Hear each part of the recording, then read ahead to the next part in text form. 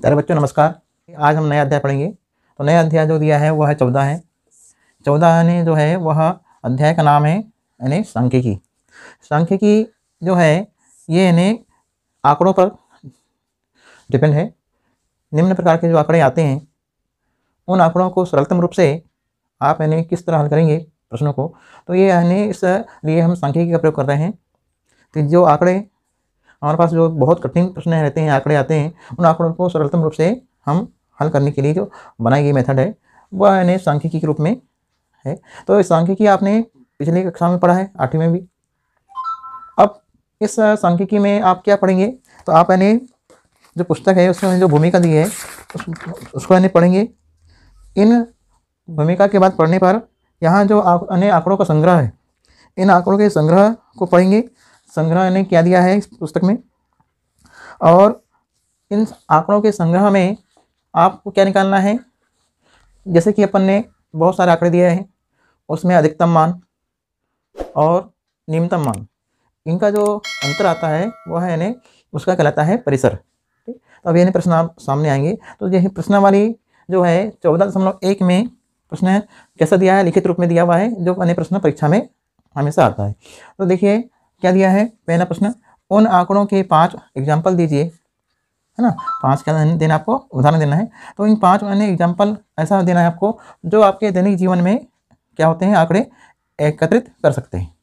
उन आंकड़ों की नहीं आपको जानकारी बताना है कि ऐसे कौन से आपके दैनिक जीवन में आंकड़े आते हैं जिनका आप यानी एग्जाम्पल के रूप में कह सकते हैं। तो पहला अन्य आंकड़ा क्या है, देखिए। सबसे पहले अपन ने जाते हैं स्कूल में जाते हैं, तो हम बच्चों की जो है संख्या यानी अपनी कक्षा में बच्चों की संख्याओं के जो आंकड़े हैं, अब वो आंकड़े किस प्रकार से हो सकते हैं। वो आंकड़े यानी मान लीजिए आपके क्लास में 30 बच्चे हैं, 30 बच्चों में उन्हें या तो आंकड़े आ सकते हैं उनका वजन भी सबका एक सामान्य होता, सबके यानी वजन अलग होते हैं। या फिर ऊंचाइयाँ, सभी यानी छात्र यानी एक ऊंचाई के नहीं होते यानी कक्षाओं में, तो ऊंचाइयाँ दे सकता है। तो उन यानी कक्षा में जो 30 छात्र हैं तो उनकी जो ऊंचाइयाँ हैं वो अलग अलग दी रहेगी, तो उसका भी आपको उन्हें आंकड़ा एकत्र करना है। उन आंकड़ों को एकत्र करने से आपको क्या निकालना है, या उनका हमने बोल दिया निकालो उनका परिसर, आप उनका परिसर निकाल सकते हैं। या फिर उनका यानी बारंबारता सारणी बना सकते हैं, या उनका यानी माध्य यानी इस प्रकार के जो आंकड़े हैं। औसत माध्य क्या होगा उनका, उन कक्षा में जो छात्र हैं उनका औसत माध्य क्या होगा, या उनका औसत वजन कितना होगा, औसत ऊंचाई क्या होंगी। तो ये सब आंकड़े यानी तो आपके दैनिक जीवन में जो आंकड़े आए हैं उन आंकड़ों में हम कर रहे हैं। तो 5 एग्जाम्पल हम बता रहे हैं। तो पहला प्रश्न आपको लिखना है ये वाला 14.1 का जो पहला प्रश्न है, उसमें पहला प्रश्न इंपॉर्टेंट है। उन आंकड़ों के 5 एग्जाम्पल दीजिए या 5 उदाहरण देना है जो आपके दैनिक जीवन में एकत्र कर सकते हैं। पहला है अपनी कक्षा में छात्रों की संख्या, दूसरा है अपने विद्यालय में पंखों की संख्या, तीसरा है पिछले 2 वर्षों के घर का बिजली का बिल, चौथा है टेलीविज़न या समाचार पत्रों से प्राप्त चुनाव के रिजल्ट यानी परिणाम। तो ये यानी लंबे यानी बहुत सारे बड़े आंकड़े में आते हैं। पांचवा दिया है शैक्षिक सर्वेक्षण से प्राप्त साक्षरता दर के आंकड़े। तो ये जो आंकड़े हैं, ये 2 आंकड़े ये यानी बड़े रूप में विस्तार में आपको यानी प्राप्त होते हैं।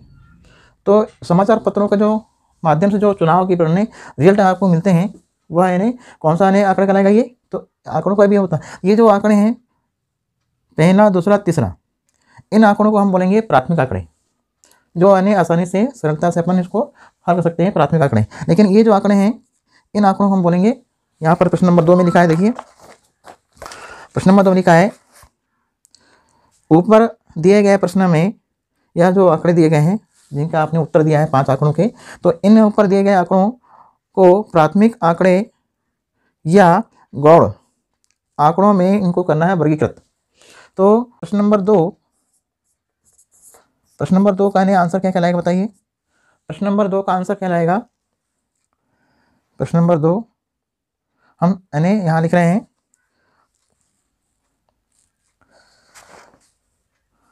ऊपर दिए गए प्रश्न 1 यानी हमने जो उत्तर ने पहले प्रश्न का उत्तर लिखा है, उस पहले प्रश्न के उत्तर में हमने जो अपने दैनिक जीवन में 5 यानी एग्जाम्पल जो दिए हैं जो आंकड़ों का, इन आंकड़ों से आपको बताना है कि उन आंकड़ों में प्राथमिक आंकड़े कौन कौन से हैं और गौड़, ये इन दोनों आंकड़ों की इन्हें बताना है। तो यहाँ आंसर लिखेंगे प्राथमिक आंकड़े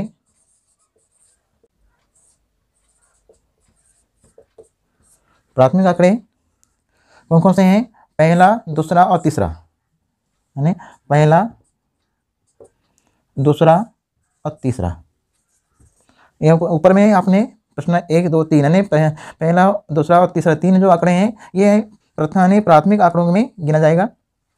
और दूसरा नंबर है गौड़, इसमें क्या गिना जाएगा, चौथा नंबर, चौथा और पांचवा। क्यों आएगा, क्योंकि ये टेलीविज़न या समाचार पत्रों से प्राप्त जो चुनाव के रिजल्ट हैं ये एक बड़े विशाल ने पूरे देश का विदेश का ने आपको इन्हें जानकारी मिलती है। तो ये जो आंकड़ा है ये आंकड़ा कहलाता है कौन सा आंकड़ा, गौड़। और लेकिन जो आंकड़ा है कक्षाओं में जो छात्रों की ऊंचाइयां हैं या उनका वजन है या विद्यालय में पंखों की संख्याओं के बारे में, तो ये आंकड़े कहलाते हैं प्राथमिक आंकड़े। तो इन आंकड़ों को हम बोलेंगे प्राथमिक आंकड़े, इनको बोलेंगे कौन सा आंकड़ा, बोलते हैं गौड़। तो गौड़ आंकड़े में आपको चौथा और पांचवा हमने एग्जाम्पल दिया है। ठीक, तो अब क्या करेंगे अपन लोग, ये तो आपका प्रश्नावली 14.1 में 2 ही प्रश्न दिए हैं, जो दोनों प्रश्न में पहला प्रश्न इंपॉर्टेंट है, पहला प्रश्न परीक्षा में आता है लिखने के लिए। ठीक, अब हम इसके बाद क्या देख रहे हैं, एक एग्जाम्पल दे रहे हैं हम आंकड़ों के बारे में। देखिए, एक एग्जाम्पल के रूप में हम आंकड़ों की बता रहे जानकारी कि प्राथमिक आंकड़ों में जैसे गणित की परीक्षा में 10 विद्यार्थियों द्वारा प्राप्त किए गए अंक निम्न हैं। यहाँ लिखा है 55, 36, 95, 73, 60, 42, 25, 78, 75, 62। ये क्या है, ये 10 विद्यार्थी जो कक्षा में हैं, उन कक्षा के 10 विद्यार्थियों का गणित विषय की जो परीक्षा हुई है 100 नंबर के पेपर में, तो उस परीक्षा में हमने 10 विद्यार्थियों ने किस प्रकार से अंक प्राप्त किए हैं। तो किसी ने 25 अंक लिया है, किसी ने 78 लिया है, किसी ने 95 लिया, किसी ने नंबर लिया 36, 55। तो इस प्रकार से आंकड़े कैसे हैं, भिन्न भिन्न हैं। इन आंकड़ों के माध्यम से हम क्या कर सकते हैं ज्ञात, एक तो अपने इन औसत माध्य निकल सकते हैं। औसत माध्य कैसे निकलेगा, आपने 5वीं क्लास में पढ़ा है, ये जो समस्त आंकड़े हैं इन समस्त आंकड़ों का योग और 10 का भाग, आंकड़ों की संख्या। नंबर दूसरा, हम इन आंकड़ों से प्रश्न पूछ लिया कि इस आंकड़ों से इनका परिसर निकालो। तो परिसर क्या होता है, परिसर निकालने के लिए हम इसका जो अधिकतम मान है, इन आंकड़ों में दिया गया अधिकतम मान और सबसे निम्नतम मान का जो अंतर है, उस अंतर को हम बोलेंगे परिसर, इस आंकड़े का परिसर। तो हम और भी इसको सरल करने के लिए और यहाँ पहचानने के लिए आप क्या करेंगे, इन आंकड़ों को दोनों या तो आरोही क्रम में या अवरोही क्रम में, यदि आपको इस आंकड़ों का एकदम निकालना है मध्य मान, है ना, माध्य का निकालना है, तो माध्य का निकालने के लिए क्या पड़ेगा, इन आंकड़ों को या आरोही या अवरोही या बढ़ते क्रम में या घटते क्रम में जब मानेंगे तो हम और आसान हो जाएगा और भी हमारा प्रश्न सरल हो जाएगा, हमको आंकड़े पहचानने में कठिनाई नहीं जाएगी। तो चलिए अपन चलते हैं, हम आंकड़ों को दिए गए आंकड़ों को आरोही क्रम में आरोही क्रम में लिखने पर, हम यदि आरोही क्रम में लिखते हैं तो आरोही क्रम में हम लिखेंगे तो सबसे बड़े क्या लिखेंगे, छोटी संख्या, सबसे छोटी संख्या पहले, सबसे छोटी संख्या कौन सी यहाँ पर आपको पहचानना है। तो पहचानने में आपने देखा कि सबसे छोटा 25 है, 25 के बाद 36 है, 36 के बाद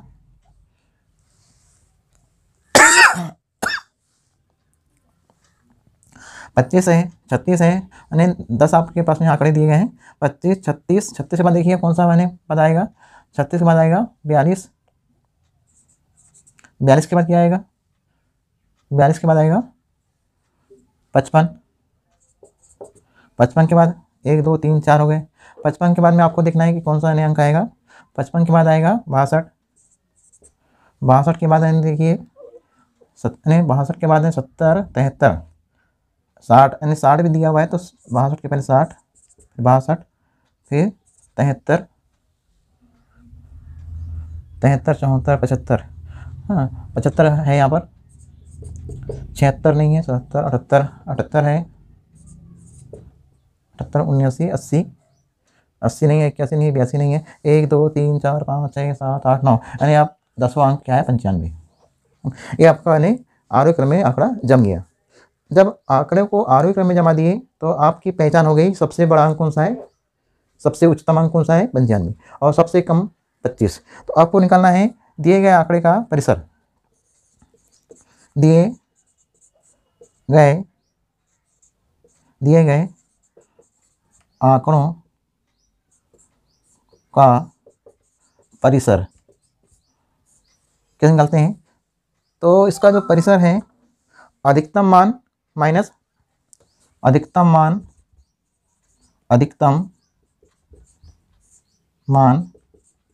या अधिकतम अंक है ना, माइनस अधिकतम अंक माइनस न्यूनतम अंक। जब आपने आंकड़ों को जमा दिया क्रम से तो आपको पहचानना आसान हो गया कि अधिकतम अंक कौन सा है, इसका 95 है, और जो न्यूनतम कौन सा मान है 25 है।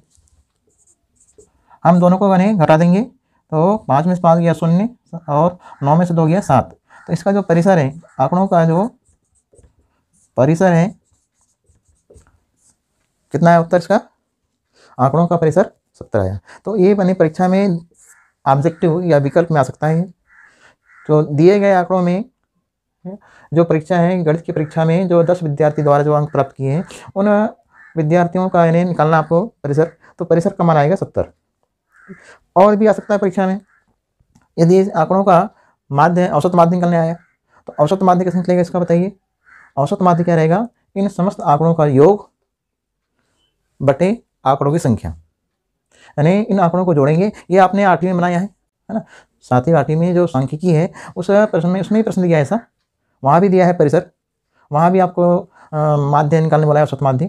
तो औसत माध्य यानी आंकड़ों का जोड़ बटे आंकड़ों की संख्या, यानी इनको जोड़ेंगे और जोड़ने के बाद जितनी संख्या है विद्यार्थियों की उससे भाग देंगे तो आ जाएगा औसत माध्य।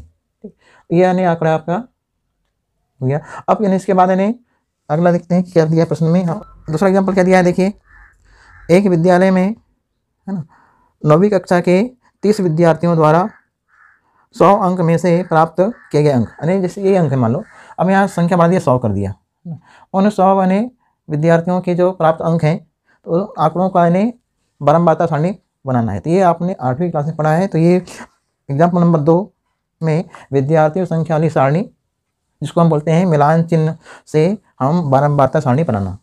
तो बारंबारता सारणी आप बनाएंगे, ठीक है। तो परीक्षा में ये जो सारणी है ना परीक्षा में आती है कि दिए गए आंकड़ों से हम एक बारंबारता सारणी तैयार करना, ठीक। तो ये एग्जाम्पल नंबर 2 आपका यानी क्या रहेगा, होमवर्क में रहेगा। फिर IMP में से कौन सा है, अब यानी आते हैं प्रश्नावली 14.2, प्रश्नावली के सवाल पहला,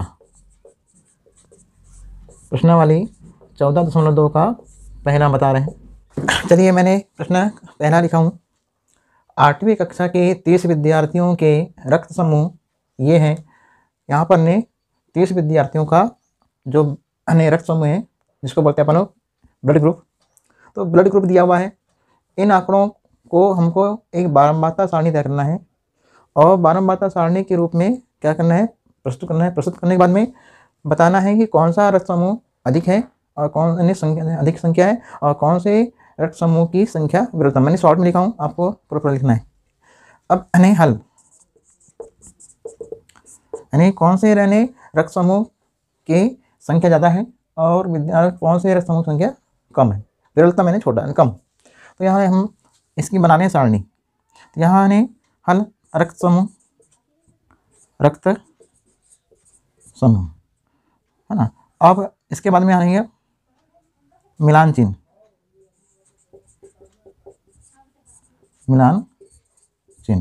और यहाँ लिखेंगे बारंबारता, ठीक। तो ये यानी 8वीं क्लास में पढ़े आपने ऐसा। रक्त समूह ने सबसे पहले हम ले रहे हैं A, फिर B और फिर ए बी, ओ और ए बी, 4 ग्रुप हैं। अब इसमें ए में कितने लोग हैं? 1 2 3 4 5 6 7 8 9। तो 1 2 3 4 5 6 7 8 9, यानी 9 संख्या हो गई। बी ग्रुप वाले कितने हैं? 1 2 3 4 5 6, यानी 1 2 3 4 5 और 6 हो गया बी ग्रुप की संख्या। विद्यार्थियों संख्या ही विद्यार्थियों की संख्या। अब इन्हें ओ ग्रुप में 1 2 3 4 5 6 7 8 9 10 11 12, 1 2 3 4 5 6 7 8 9 10 11 12, तो 12 संख्या इसकी है। ए बी में 1 2 3, तो ए बी में 3 है। अब देखो, आपने पूरे विद्यार्थी संख्या है, यानी आपको उनको जोड़ना है।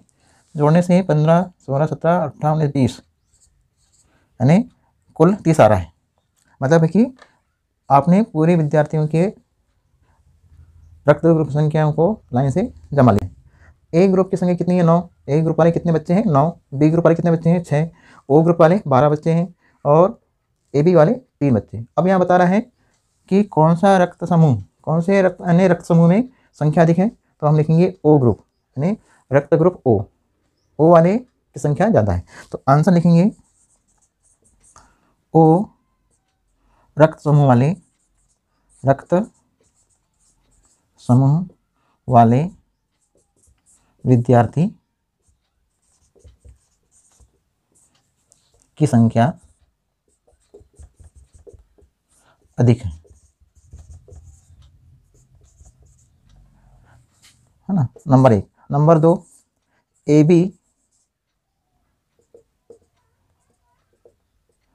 बी रक्त समूह